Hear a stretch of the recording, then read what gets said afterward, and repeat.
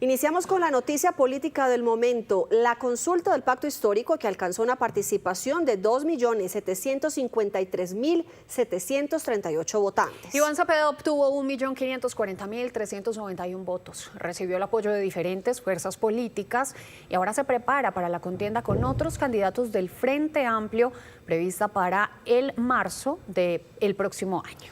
En segundo lugar se ubicó Carolina Corcho con 678.962 votos. Con este resultado, la exministra de Salud mostró su intención de entrar a la pelea para encabezar la lista al Senado del Pacto Histórico. Con estos resultados, ahora el Pacto Histórico ingresará al Frente Amplio para consolidar un único candidato de izquierda de cara a la primera vuelta presidencial. Buscamos las reacciones de varios candidatos y precandidatos de otras orillas políticas para conocer sus reacciones frente a estos resultados. Para algunos precandidatos, la respuesta es la unión de ideas y propuestas para llegar unidos a las consultas de marzo. Es un llamado de atención para que nos unamos en torno a la institucionalidad democrática de este país, la Constitución del 91, y lleguemos fortalecidos al 8 de marzo, cuando se elige el próximo Congreso. Lo urgente es unirnos. Yo ya di el primer paso, buscando a Juan Manuel Galán y a David Luna, y tenemos una primera alianza. Pero para que esa alianza sea una verdadera alternativa de poder, tiene que ampliarse, tiene que encontrar nuevos nombres. Pero que además lo único que busca es lavarle la cara a todas las equivocaciones y barbaridades que ha cometido el presidente Petro.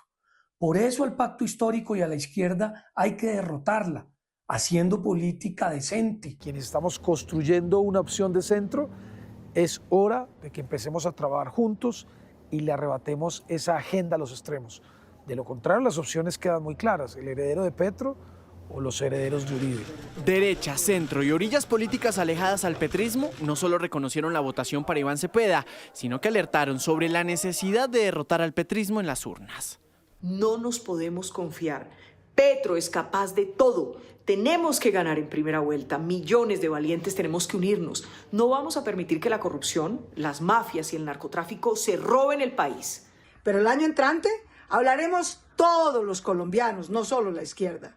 Más de 30 millones de colombianos iremos a las urnas en búsqueda de enderezar el mal rumbo que lleva hoy el país. Claro que les fue bien a los candidatos del pacto. Ellos son buenos para eso, para estar en campaña, para hacer política. Ellos son malos es gobernando. Hoy tienen todo el aparato del Estado dedicado a las campañas presidenciales. Los resultados del pacto histórico no son malos, pero sí representan una bajada a la mitad. Pero lo más grave, me parece a mí, es que a todos los políticos tradicionales del pacto le terminaron ganando los influencers. Y vale decir que han hecho campaña con los recursos públicos. Pero también abre las puertas al Frente Amplio, propuesta que el mismo presidente Gustavo Petro ha promovido en sus redes sociales.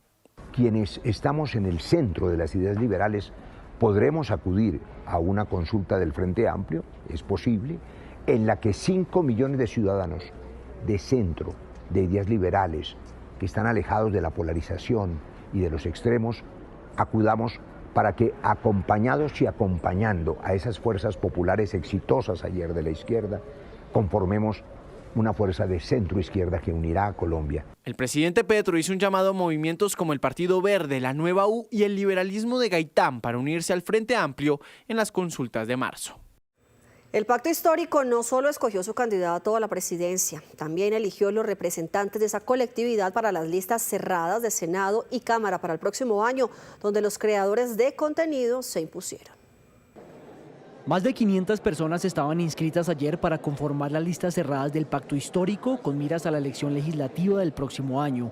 En Senado la lista la encabezó el actual senador del pacto histórico, Pedro Flores, quien obtuvo 185.000 votos, seguido del también senador Wilson Arias con 171.000 votos. Sin embargo, sorprendió que en el podio apareció en tercer lugar el nombre de Walter Alfonso Rodríguez, conocido como Wally por ser activista e influencer político en redes sociales. No hicieron una lista independiente, que era lo pensado, sino terminaron yéndose a los partidos, y esa fuerza está ahí. Pues hoy tienen 4 o 5 curules al Congreso. Es un potencial muy alto de personas que han dedicado ya varios años a cultivar sus redes sociales y a especializarse en los temas nacionales. Ellos no son cualquier no son tontos. Sin embargo, las cabezas de lista aún no están definidas, pues según compromisos internos del pacto histórico, el liderazgo del Senado estaría en manos de María José Pizarro o de Carolina Corcho, quien quedó en segundo lugar en la consulta y aún analiza si llegará al Congreso. Aquí no puede haber bolígrafo, como lo acordamos y como el pueblo lo dictaminó, bajo ninguna candidatura. Todo tiene que ser la decisión popular.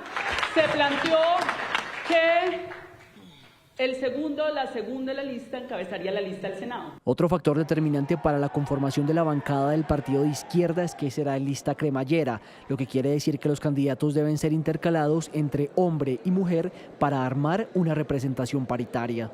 Este tema de las listas cremallera se hace justamente para eso, para garantizar la paridad. Entonces, lo que tenemos son espacios en donde va un hombre, una mujer o viceversa, una mujer, un hombre, depende cómo cada partido lo quiera realizar. Wally no es el único influencer que llegará al Congreso por el pacto. En Cámara de Representantes, María Fernanda Carrascal ocupó el primer lugar por la lista cerrada en Bogotá, seguida de otra influencer y activista, Laura Daniela Beltrán, conocida como Lalis. Así las cosas, dos influencers estarán en los puestos más altos de las listas cerradas del pacto histórico, camino al próximo Congreso. Consultamos analistas políticos sobre este resultado que obtuvo la fuerza política de gobierno. María Camila Roa, ¿qué le dijeron? Stephanie, pues escuchamos varias voces y van a ver ustedes una inicial que considera que esta es una votación importante, que no se puede menospreciar, pero que de cierta manera refleja esa radiografía de lo que es hoy el petrismo. No hay votos nuevos, son los votos que ya tenían. Y en ese sentido lo que cuenta en política es hacer cuentas, es sumar. Y allí es donde podría estar la debilidad de Iván Cepeda en el largo plazo debido a nuestro sistema electoral, porque tiene no solo que enfrentar ahora la consulta interpartidista en marzo, sino también la primera y la segunda vuelta. Aseguran también que aquí podría haber algo de bolígrafo en la conformación de las listas, no solo la consulta, debido a que ahora se tiene que fijar el orden de las listas, iniciando por quién la encabezará. No se sabe aún si es María José Pizarro, como se había acordado, o si será Carolina Corcho, como ella misma lo dijo en las últimas horas. Escuchemos el análisis. El gran interrogante para Petro y para su candidato Iván Cepeda es de dónde van a sumar más votos, porque por fuera de la izquierda no la tienen para nada fácil. Bogotá, fundamental en el triunfo de Petro la vez pasada, es una ciudad en la cual el petrismo se ha desplomado. Entonces, ¿de dónde van a obtener ellos esos votos adicionales? Corcho no suma más allá de la izquierda. Y es allí donde surge un inmenso interrogante para Iván Cepeda, junto con otro asunto, los temas. Claro. Recuerden ustedes que Iván Cepeda es el creador de la paz total, y allí está uno de los fracasos del gobierno de Petro, y eso es un arma muy poderosa de sus adversarios contra Iván Cepeda. Hay otras voces que consideran que hay que hallar el punto intermedio, el balance en este análisis. ¿Por qué? Porque la votación o el resultado de la consulta no es ni tan positivo como lo califica el pacto histórico, pero tampoco es tan negativo como dice la oposición hoy, que asegura que esto a todas luces sería una derrota, teniendo en cuenta la comparación con la consulta del 2022, que fue interpartidista y estaba ligada también a las elecciones al Congreso, era dentro del calendario ordinario de las elecciones, por lo cual aseguran analistas que esta es una alerta para las demás fuerzas políticas, especialmente en la configuración del Congreso, porque esta consulta sí podría reflejar el resultado en las urnas del petrismo de cara a marzo 8 del próximo año. Los resultados de la consulta no fueron tan positivos como el pacto histórico los quiere hacer ver, si se comparan, por supuesto, con los resultados de las consultas de 2022, pero tampoco fueron tan negativos como lo sostiene una parte de la oposición. La realidad es que la izquierda todavía tiene una base electoral con la que podrá jugar un papel relevante dentro de las próximas elecciones, y estos resultados tienen que servirle al centro y a la centro derecha para replantear su estrategia de cara a las próximas elecciones, no solo con los candidatos presidenciales, sino también con las listas al Congreso. Pero también escuchamos voces de expertos, el análisis sobre lo que fue la jornada electoral, cómo funcionó el aparato electoral. Y dice un experto que van a escuchar que la registraduría debe prepararse mejor para atender todas las contiendas electorales que se avecinan. y una mesa trasladada es una mesa sacrificada. Eso de que coger una mesa del sector rural y pasarla a la cabecera municipal, pretendiendo que los electores se van a desplazar hasta allá, eso es muy difícil, casi que imposible. Entonces esa votación realmente se sacrifica. Aquí lo que hay es que establecer esos puntos, revisar de manera muy detallada cuáles son las dificultades, cómo se deben cubrir esos sectores para que no haya traslado de mesa y que ese traslado de mesa no se convierta en sacrificio para que los electores no puedan ejercer el derecho al voto. Aquí hay que trabajar muy duro en ese aspecto porque ayer se puso en evidencia de que hay lugares en el país que casi que están vedados para que los ciudadanos puedan ejercer el derecho al voto. Identificamos un común denominador en los análisis que hemos recogido y es que esta votación de ayer, los resultados dejan más fortalecido que debilitado al movimiento político que hoy está en el gobierno, lo cual significaría un timbre, una señal de alarma o un llamado a los demás sectores como el centro y la derecha para que se unan antes del mes de diciembre. Ya veremos los efectos a futuro de esta elección del pacto histórico. Claro, María Camila, no son gratis todos los pronunciamientos de los líderes políticos de la otra orilla, pero bueno, en medio de todas esas quejas a la registraduría por supuestas irregularidades en la organización de la consulta del pacto histórico, pues el registrador nacional respondió que no hubo dificultades para que la ciudadanía pudiera ejercer el derecho al voto y denunció amenazas a registradores municipales. Quiero preguntarle por esas fallas denunciadas ayer por los integrantes del pacto, de hecho por el mismo presidente, hablando de largas filas, de puestos de votación que fueron trasladados, al menos hablaban de 4.000, de lugares donde no había el material. ¿Qué fue lo que pasó, registrador? En relación con los puestos de votación, ellos se instalaron en función del despliegue que a la registraduría le entregó la fuerza pública, me refiero al despliegue operativo y de tropas, circunstancia que fue definida desde hace semanas y conforme a eso se instalaron cada uno de los puestos de votación. Entenderán ustedes que no podemos instalar puestos de votación en lugares donde no tengamos clara y absoluta presencia de la fuerza pública.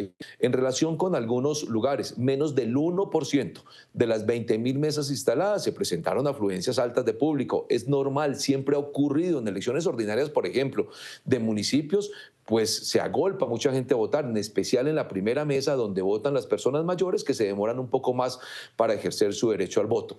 La registraduría cumplió y cumplió de manera eficiente. Se instalaron 20.000 mesas de votación.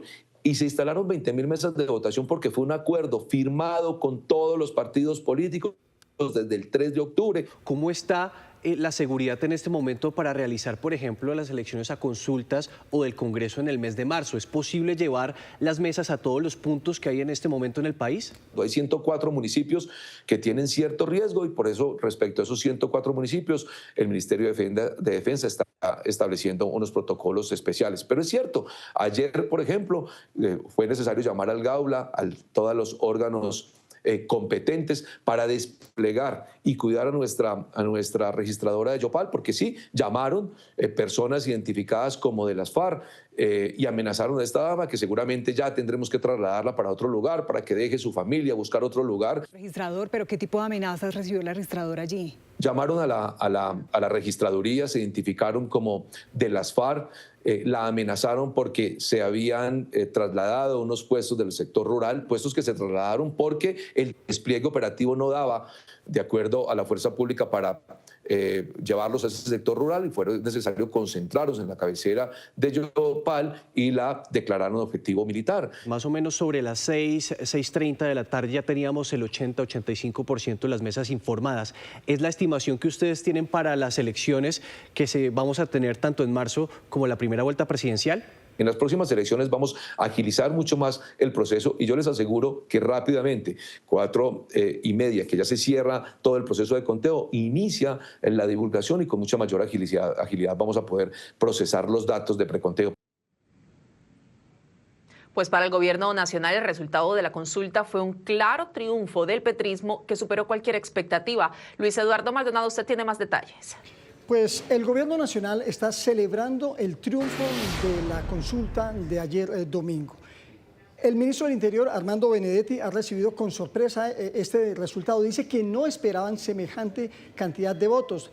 que las cuentas que estaban haciendo en la Casa de Nariño eran mínimas y que lo que sigue ahora es buscar una estrategia para la próxima consulta, logrando llegar y acercar al centro. Dice que si no hay una alianza, que si no cuentan con el centro, será difícil que el proyecto político de Gustavo Petro se pueda continuar. Dice Armando Benedetti que de todas maneras los resultados de ayer en las urnas abre la puerta para que Gustavo Petro pueda seguir con un triunfo en cuerpo ajeno. Fue espectacular, yo no he podido gozarlo debido a la tristeza que tengo por lo de la lista Clinton, y pues eso es lo que ha venido sucediendo, que fue espectacular, y yo mismo pensé que esa numerosa votación fuera a suceder. Yo creí que no íbamos a pasar de 1.200.000, 1.500.000. Por lo tanto, lo que se debe jugar ahora es buscar un frente amplio que busque el centro. Sin eso no hay triunfo ni tanto para la derecha ni para la izquierda. El presidente Gustavo Petro en su cuenta de X ha relacionado los resultados de ayer de la consulta con lo que está pasando con Estados Unidos, con el presidente Donald Trump. Dice que es un acto de solidaridad de algunos colombianos y le dice, ya queda notificado al mundo que la principal fuerza política de Colombia, con red real en la vereda campesina y el barrio popular de Colombia, es a la que pertenezco. Tiene los arrestos de ganar el próximo gobierno. Trump, en vez de aislarnos del poder, nos acercó a él.